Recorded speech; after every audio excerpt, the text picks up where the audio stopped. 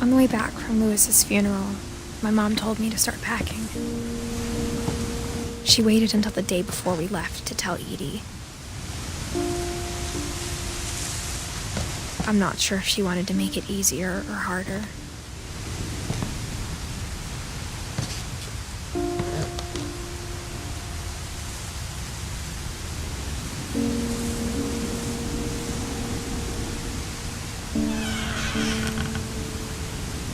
I wish we'd stayed.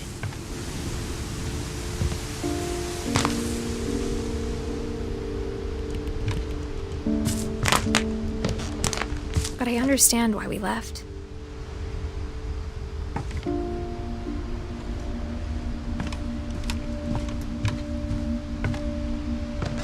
My mom ended up leaving everything behind.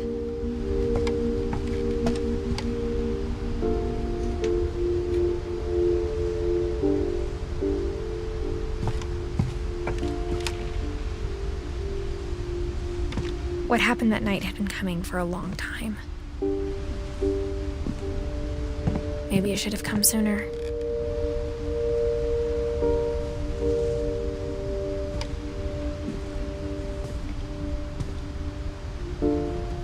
But it had to end one way or another. All that's left now is to tell you about that last night.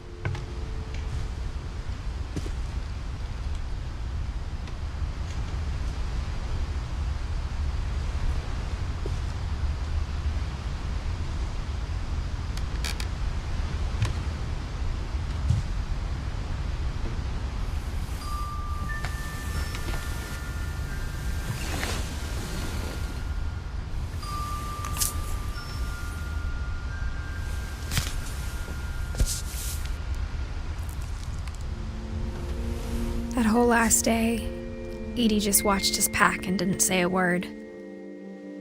Until supper, when she raised her glass and said, "To our final night together, and all our final nights apart." Grandma, you know what I said about alcohol. Some of your medications are very Edith, specific. I left a present for you in the hallway. Why don't you go open it? The grown-ups have to argue now. I'm sorry, you're right. We're all leaving tomorrow. Let's just enjoy our last... I'm not leaving. Edith, you're excused.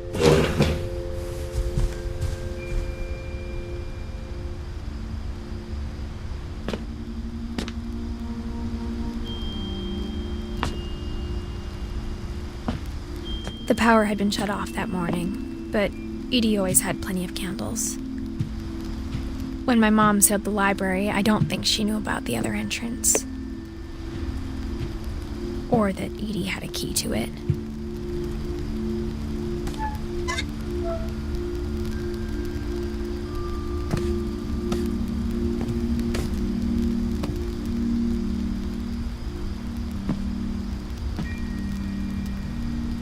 That thing you're afraid of isn't going to end when you leave the house.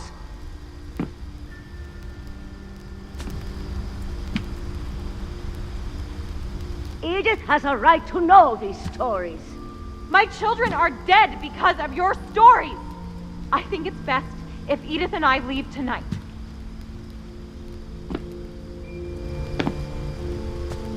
We'll have the nursing home send a van for you in the morning, okay?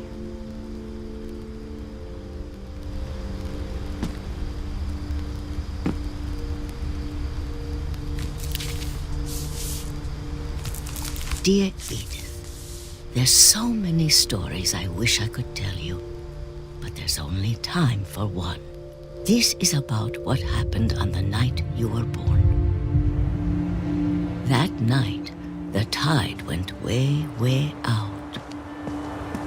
It was the first and last time I ever saw the old house aground. There'd been an earthquake out in the middle of the ocean. They called it the lowest tide in 1,000 years. God, it smelled awful. You know, I've seen that house every day of my life.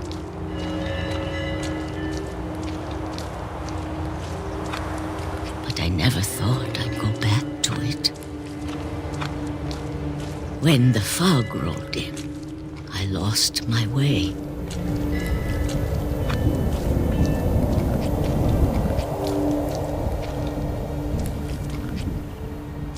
I got turned around.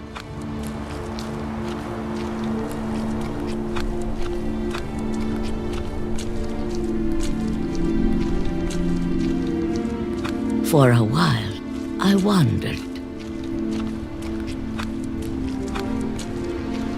I started seeing things.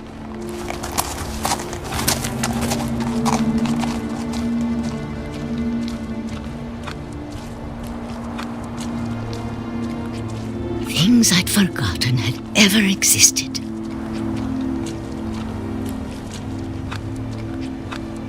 But when I saw them, they felt like old friends.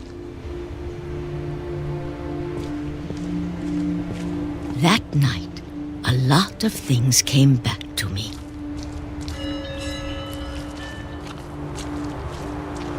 Or maybe I came back to them.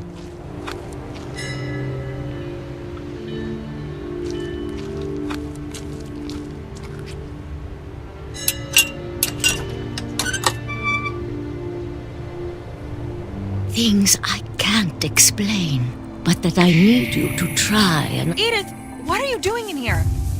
It's mine. Edith! Mom, you're gonna rip it! Let go! I kicked and screamed, but Mom dragged me to the car. I never saw Great-Grandma Edie again. The next morning, the van came to pick her up, but she was already gone. After that, we moved around a lot.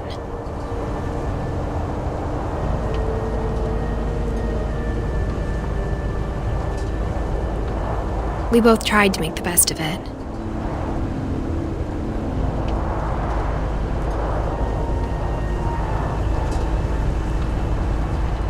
A few years went by.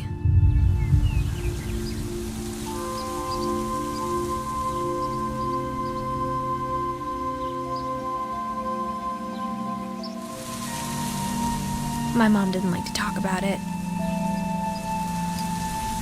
but she started getting sick a lot. The rest happened pretty quickly.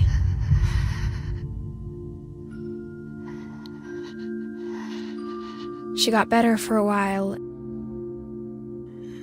and then she didn't. And then I was alone. The last Finch left alive.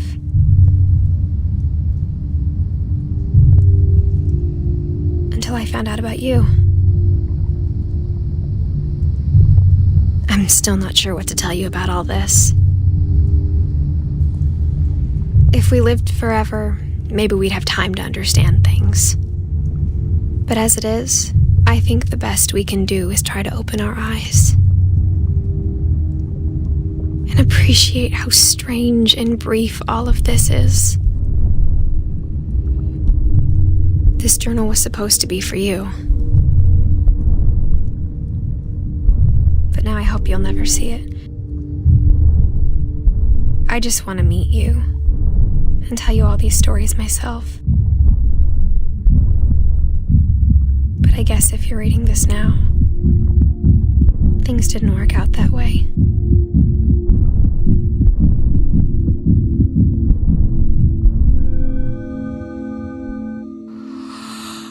This is where your story begins. I'm sorry I won't be there to see it. It's a lot to ask, but I don't want you to be sad that I'm gone. I want you to be amazed that any of us ever had a chance to be here at all. Good luck.